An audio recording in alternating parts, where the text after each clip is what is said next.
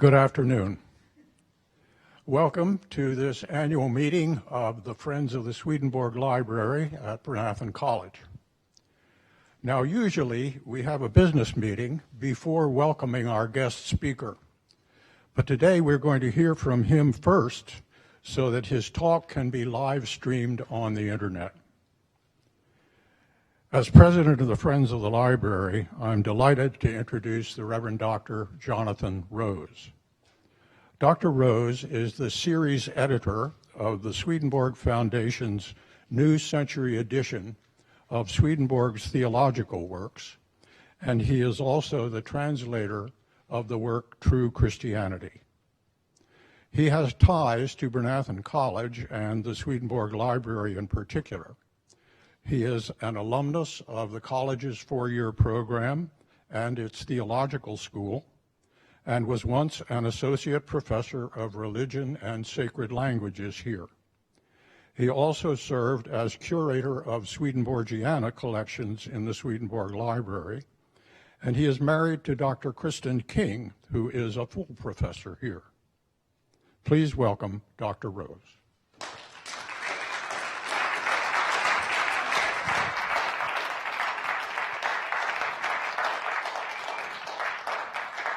Thank you, everyone. Two quick words before I begin. The importance of the Swedenborg Library in Bryn, PA cannot be overstated. It's a premier facility for the preservation and study of Swedenborg's works and has collections that are unique in the world. I'm a friend of the library and I'm glad there's a Friends network to support it.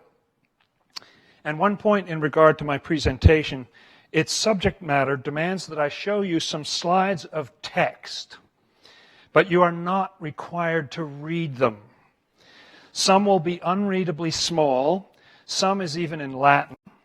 I'll highlight with a red line anything I want you to notice. Try instead to view the slides as visual images, graphics. Indexing his way into further enlightenment, discovering Swedenborg's process through translation. And by translation here, I mean both the rendering of Latin words in English and also the editing and reference checking that go along with it.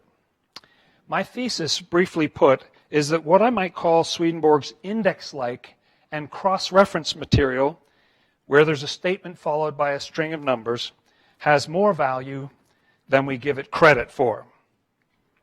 In his published theological works, this index-like material is presented, broadly speaking, in one of three ways. Number one, as a momentary cross-reference, inserted into the flow of the main text, or two, as an author's footnote to the main text, there are two of them here, or three, as a solid block equivalent to his main text. And why would I link these together? They're all based on Swedenborg's indexes. In fact, the same content sometimes appears in one place as one type of text and in another place as another. Swedenborg, of course, also had other kinds of indexes. At the end of two of his later theological works, Marriage Love and True Christianity, he published an index of memorable occurrences or memorable relations.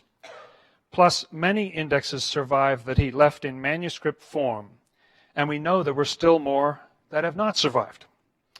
This kind of material has often been treated by later editors and translators as inferior to the main text. Admittedly, the first kind of index-like material, the embedded cross-reference, has been preserved in later editions, but people producing audio versions may understandably omit it, and of course, readers presumably generally skip it. The second kind of index-like material, the author's footnotes, have often actually been omitted from the printed editions and translations, or in other cases, moved to the back of the book.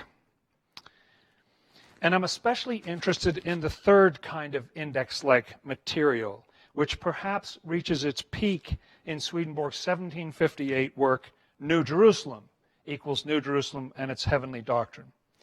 This published theological work has 23 chapters, most of which are followed by a block of index-like text. In fact, the index-like material constitutes some 69% of the text. The New Century Edition, or NCE, has recently issued George Dole's fresh and wonderfully readable English translation of New Jerusalem, including all the index-like material. It is a cornerstone of our approach that we include everything in Swedenborg's first edition. I was shocked to find recently that this NCE version is the first time that index-like material has been translated into English in 106 years. Since it fills the page and is separate from the main text, this material was presumably considered easier to remove than embedded cross-references. So it seems as though the larger such text is, the more inclined we are to get rid of it. For more evidence that this material has been seen as secondary, consider how Pott's Concordance handles it. Although the Concordance takes great pains to represent Swedenborg's doctrinal main text, when it comes to index-like material, Potts merely summarizes it as refs to passages, refs to passages, refs to passages.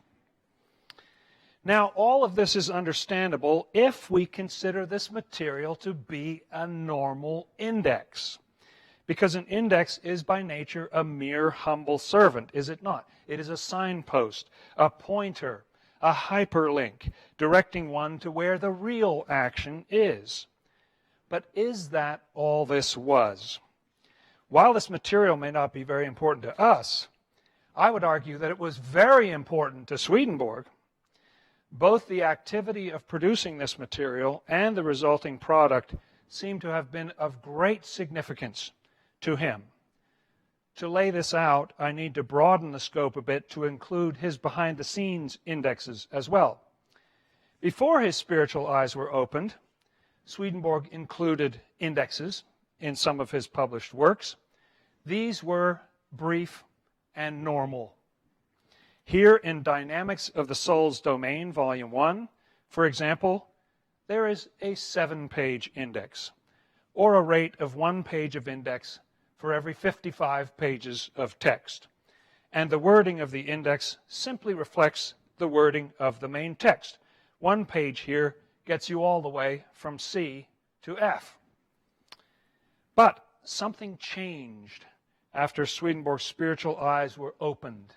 Indexing became more important to him. Consider the fact that the first major thing he wrote then was a series of 6 indexes to the Bible that totaled 2,515 pages. And by the third of these 6, he began including the spiritual meaning of the text, a departure from mere signposting. And yet all of those 2,515 pages have never been considered worthy of translation or representing in English. Consider also the fact that at that same time, Swedenborg began writing down his spiritual experiences, and then went over these and indexed them at a rate of 1 page of index for every 2 pages of text. 4 volumes of main text, 2 volumes of index. And anyone who has worked on that material can tell you that his index entries are differently worded, clearer, and sometimes even longer than the thing they are supposedly just indexing. Yet, to the best of my knowledge, this material has never before been translated into any language. The first ever translation is being done as we speak by Reverend Kurt Nemitz for the General Church Translation Committee. It has not been all that important to us, but it was apparently very important to Swedenborg.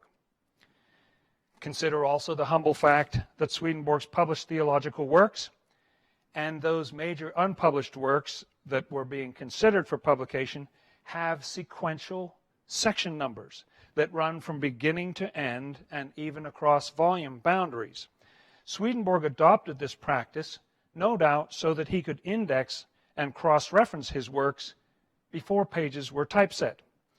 Proof of this is found in his Revelation Explained, which equals Apocalypse Explained, which stops abruptly long before it was completed, but already has abundant cross-references in it. Swedenborg must have created an index for this work too, but it has not survived. In fact, let's consider how Swedenborg's published theological writings begin. After the title page of his first published theological work, Secrets of Heaven equals Arcana Celestia, but before you even reach number 1, what do you find? A string of forward cross references and an index of spiritual experiences. After he finished Secrets of Heaven, in 1758, Swedenborg published 5 works in 1 year. Stuart Shotwell, managing editor for the New Century Edition, recently made this fascinating observation. When you arrange them in the order in which they were originally written, the amount of index-like material increases. In other planets, OP there, which is Earths in the universe, such material, as represented by the dark part at the bottom, constitutes 6% of the work, all of it in the form of authors' footnotes. In Heaven and Hell, that amount rises to 19% and is present in both footnotes and as block text at the end of chapters. In Last Judgment, that amount rises to 22%, again in both footnotes and as block text. In New Jerusalem, as I say, that amount rises to 69%, and none of it is in footnote form. It is all block text at the end of chapters. And in White Horse, that amount rises again to 80%. And again, none of it is in footnotes. It forms one large appendix after a brief chapter of biblical exegesis. Can we maintain that this material was unimportant to Swedenborg? While we're at it, let's consider how Swedenborg's published theological works end. With an index. Just as they began, they end with an index of spiritual experiences. At the end of True Christianity, there is a 47-page index of these experiences, which includes many details not covered in the main text, and ends beautifully with a whole additional memorable occurrence, all of which has often been cut. For details, see my translator's preface to True Christianity, Volume 2, in the deluxe purple edition. So indexing was not superfluous to what Swedenborg was doing. It was an integral part from start to finish. And the nature of these indexes went beyond what is normal. More evidence of how important this material was to Swedenborg is how much work he put into it. Let's consider how he produced the index-like material that constitutes that 69% of New Jerusalem. John Eliot made a significant contribution to our understanding in his wonderful Latin edition of Swedenborg's Indexes to Arcana Celestia. He points out there that there are 2 types of material in these indexes. This led Stuart Shotwell and me to realize that what is present in New Jerusalem is yet a 3rd type. That is, this material took a threefold process to create. Let me explain. First, Swedenborg would go through Secrets of Heaven, paragraph by paragraph, and write an entry in his index under some appropriate keyword. I don't expect you to be able to see this, but in this index entry for the Latin word heart, all the numbers are in sequential order, starting at the top with 170 and ending at the bottom with 9,300. So he went through in sequence. The result is a numerically ordered, but topically random list of statements with usually just a single reference at the end of each. This is what we call first-order index-like material. Then, Swedenborg would reread this and copy it over, but resort the information into a new synthesis. We're so fortunate as to have an example from this very same material about the heart. Hopefully you can see at least that the format of the text has changed here. In this particular example about the heart, Swedenborg has taken all the mentions of the will in the previous slide and combined them into one statement with a string of numbers at the end. Then he took all the mentions of love from the first one and did the same with a string of numbers at the end. The result is a series of individual, disconnected statements, but they now have more topical density, and each has a string of numbers at the end. This is what we call second-order index-like material.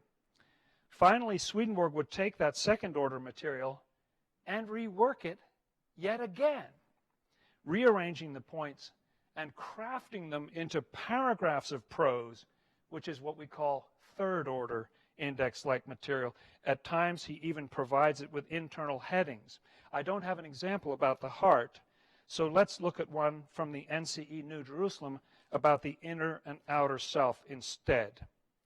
Note the presence now, highlighted here, of a flow from one statement to the next with connective tissue and logical markers that I've highlighted here. In fact, you can ignore the references and read this as regular prose. I'll read it to you. The outer things in us are relatively remote from the divine, so they're more obscure and general. Reference. They are also relatively disorganized. References. Now that also wouldn't happen in a normal index entry. Inner things are more perfect because they're closer to the divine. References. There are thousands upon thousands of things in our inner self that appear as one general thing in the outer self. Reference. So, the more inward our thinking and perception are, the clearer they are. Reference. It follows then, index entries don't start with it follows then. It never happens. It follows then that we should concentrate on what lies in the deeper levels. References. George Dole, by the way, in my humble opinion, did a wonderful job of coming up with idiomatic and impactful renderings of this material. So, wait a minute. Given that Swedenborg wrote a rough copy and a fair copy of the works he published, was it not enough that he wrote out the 4,563 pages of Secrets of Heaven by hand with a quill pen twice, but he also went back and indexed it 3 times? We are welcome, of course, to omit the resulting material, but let's at least hold in our hearts that a lot of work went into it. It's like a couple and one says to the other, "Did you by any chance throw out the stuff in the brown pot from the fridge in the basement?" "Yeah, it was just old cabbage." "Well, that old cabbage was actually sauerkraut I was making. I pounded that for hours and it has been brewing for 3 weeks." "Oops, sorry about that." Likewise with Swedenborg's index-like material. It may look at first like old cabbage to us, but we should at least realize he worked hard on that and felt it was important.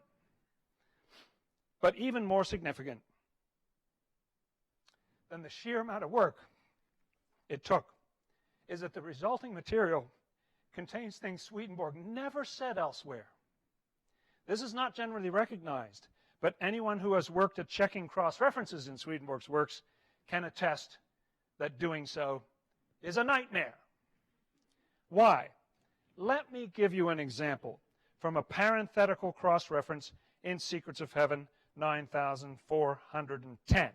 Note the wording here in the redesigned standard edition, that regeneration goes on up to the end of man's life in the world and afterward to eternity. See all these glorious references. So here's a statement followed by not 1, not 2, but 36 references in 5 groups. Imagine you are the reference checker. Okay, here we go, you say to yourself. To verify these references, all I need to do is find that statement in those passages and put in a check mark. So you read 85:48. Well, it's about the need for rebirth in order to go to heaven, but the passage says nothing about regeneration going on throughout our life and after death to eternity. 85:49 and 85:50 and so on are also about regeneration, but say nothing of the kind. You keep checking. Along the way, you learn that regeneration is needed because our life is upside down to begin with, that we can't be regenerated unless we know some truth, that both our inner and our outer self have to be regenerated. You learn that our ruling love is a key element and cannot be changed after death. But none of it fits the bill, with the exception of the word regeneration. In the last batch of 12 passages, though, 89:58 to 89:69, after learning that temptations are needed for regeneration, in the third to last passage, you read that our spiritual self eventually gets the upper hand and our lower self over our lower self, and we gain, quote unquote, intelligence and wisdom, which afterward increase day by day. We gain intelligence and wisdom, which afterward increase day by day, end quote. Now you get a little excited. Perhaps in the last two passages, you'll see the thing that you've been looking for. But no. So wait a minute, what was that opening sentence again? That regeneration goes on up to the end of man's life in the world and afterward to eternity. See these 36 passages. Did we really just read 36 passages to find nothing more than the word regeneration and the statement that intelligence and wisdom afterward increase day by day, which doesn't even directly say that regeneration continues, and says nothing about whether it goes on after death? Afterward there, quote unquote, is arguably vague in comparison with throughout your life into eternity. So do you as reference checkers say, it's all good, 2 thumbs way up?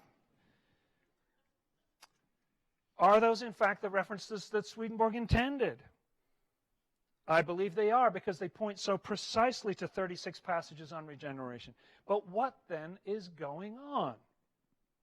My working theory is that Swedenborg reads those 36 passages and has a new insight and puts it in the statement with the list of numbers. In fact, in the manuscript, it is literally added in the margin, sideways. All the passages referred to give supportive information and presumably even led to Swedenborg's insight, but the resulting cross-reference does not function like a normal index entry would. This may drive the reference checkers crazy, but for the same reason, its value is higher than we thought. It says something new. And this is just one of many examples. Back in the day, there were no electronic search tools, but now we can search all the Latin in a heartbeat. And yet, in checking references in New Jerusalem, we found a great many instances in which a phrase used in the index-like material was the first time Swedenborg ever wrote those words. Let me give you one more example. This is from that index at the end of True Christianity, which I discuss in the translator's preface to the NCE Volume 2. As I approached translating that index, I myself thought I could just cut and paste the language from what I'd already translated. Silly me. That turned out to be completely impossible. For example, in True Christianity, number 110, we read about a person who had fallen out of heaven because of the way he viewed the Trinity. The shading on this slide indicates words in the main text that are not copied into the index, which is a perfectly normal, appropriate situation. And it talks about how this person had fallen out of heaven, and it was because he had voiced certain beliefs about God the Father and God the Son being two and not one. So here is Swedenborg's index entry for that passage, and the bold at the end, if you can see that, is 10 lines of additional information with details that appear only in the index entry, not in the main text. And that, my friends, is not normal for an index. It talks about how the angels support their points from the word, that they use this rational argumentation. And he adds that when he was in heaven, he actually spoke in terms of one God, but because he was thinking to, he got thrown out. And so all this detail's in there. But think about it. In a way, doesn't this make sense, considering Swedenborg's state? I mean, it's not like there was an Enlightenment switch that Swedenborg turned on for writing his main text and then carefully turned off when he was cross-referencing and indexing. But of course, he wouldn't have had an electric switch with English labels anyway. It would have been some 18th century lever with labels in Latin. Vade means go, and subsiste means stop. But he had no such switch. And why would he want to shut off his enlightenment anyway while he was indexing? What would be the point? Put yourself in Swedenborg's shoes for a moment. The Lord has appeared to you, and heaven is open to you. But it's confusing, and your whole world is being turned upside down. So much of what you have been taught is wrong, and you have to relearn and retool your mind. Consider that the first appearance of an inner meaning to the Bible surfaces in passages in Swedenborg's Bible indexes. And perhaps you have seen how seemingly random the entries in the main text of spiritual experiences are, or what was known as the spiritual diary. But then look at the index of spiritual experiences. That material has been brought into much greater order.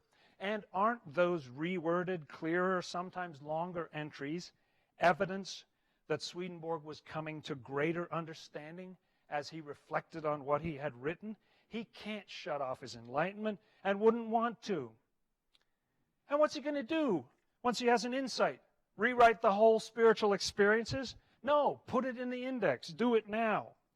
And that example from Secrets of Heaven 9410. Perhaps Swedenborg reads those passages and has a new realization about the eternity of regeneration. Well, what do we expect him to do? Reissue Secrets of Heaven starting over again? No, there's no time for that. Just put it in the statement, show the passages that shed that light for him, and move on.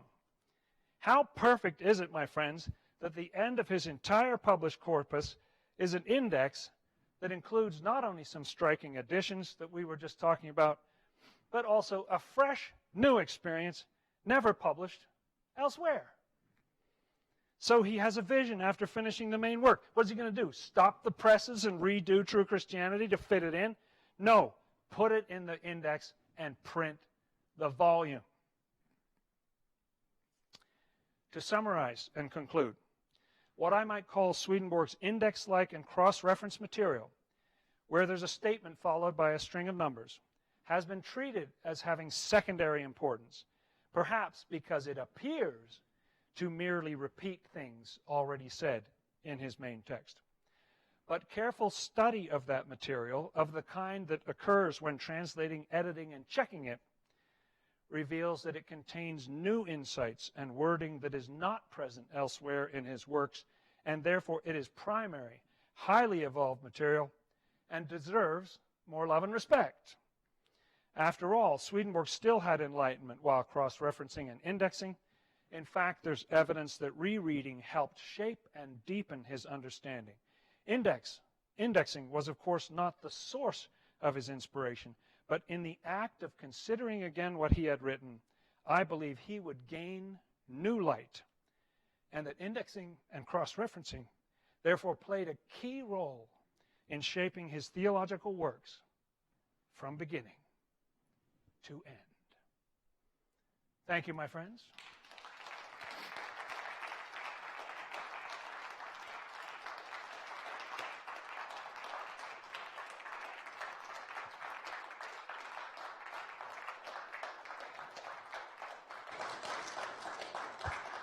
Thank you, Jonathan.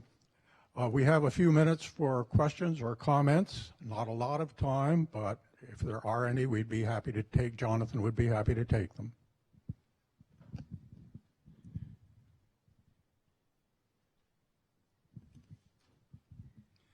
So all of the these indexes that you've found to be of a lot of importance, are they now going into or somehow added to the Foundation's published works? We are right now in phase 1, which is dealing just with the published theological works. So at this point, we're just handling the material that appears as in New Jerusalem or True Christianity in a published work.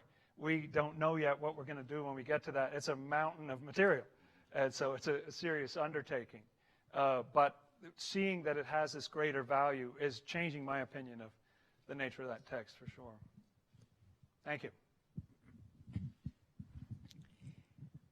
Did this wonderful insight about the indexes come to you a long time ago or recently? Did the insight come recently or a long time ago? It really built. I had the fun of trying to check every single reference in New Jerusalem and Heavenly Doctrine years ago for an edition that was published in the 90s, I think. And back then, I was having that reference checker's nightmare. Is that right? Approximately, I don't, you know. And so ever since then, as we've been checking references, I've been thinking, what is going on with these references? Because they're not behaving the nice way that you think they would. It makes sense that when he's reordering it into paragraphs, of course that's not literally what he said in that passage anymore. You know what I mean? It's evolved. But it was particularly in the course of working on New Jerusalem that just the past year and a half or something that this got concretized. And at the same time, Stuart Shotwell had this insight into the spiritual diary that index is incredibly important, because maybe that was the first time Swedenborg started to put all these random things together and understand what this new theology was. So that was sort of the origins of it. Thank you. I'm just wondering if you, I was thinking of the summary exposition of the prophets and Psalms, and whether you might count that as index-like material. It's something that he never published, but then, well, he never published as a whole, but then he takes pieces of it and plugs it into theological works without explaining where it's coming from. It does show up in there, doesn't it? And it's of interest to me. You wouldn't need it anyway, but I've started thinking about the fact that when Swedenborg put section numbers, sequential section numbers into his work, which he did not do in Prophets and Psalms, it was because he was getting ready to publish, and publishing always meant indexing and cross-referencing. And so the fact that that material is not in Prophets and Psalms suggests that he was always viewing that as behind-the-scenes material. But you're absolutely right. Word for word ends up getting in there, and it is sort of index-like, isn't it? And a very thorough index of the inner meaning of the Prophets and Psalms. Yeah, interesting question. Thank you. As someone who has been going to the Swedenborg, the Spiritual Experiences original manuscripts from the index that has been published for Kurt Nemetz. I've been regularly making treks down there trying to find where in the written index the actual written manuscript is to be found. There are clues, and sometimes I manage and sometimes I don't find it straight away. I made a track record of what I've done before to see in between there somewhere is what I need to be found. Can I come to you for the complete solution of how to do this? If I have anything, I'd be happy to share it with you. I'm so glad that that material is being translated now. It was in the course of translating the volumes that are already out. I and others worked with Durbin Odner on that edition, and he always had one eye on the index, because often the index would tell you what he was saying. You know, it would become clearer in the index than it was in the main text. One last question. So this is not exactly a question, a comment, but when you showed those 5 groupings of things and how you'd gone through them all and didn't actually arrive at the phrases you were looking for until the very end, reminds me, in 1960-61, I took a course with Dr. Odner called The Human Organic, and he had all these references, and I can remember as a student checking through these references, trying to find where the statement was that he was referencing. And I thought, wow, here it is again. And yeah, it was an interesting experience. So, but thank you very much for a wonderful talk. That's right. He was probably divinely inspired. Thank you. We have a 2-minute break before the Friends of the Swedenborg Library meeting starts. Thank you very much. Thanks, everyone.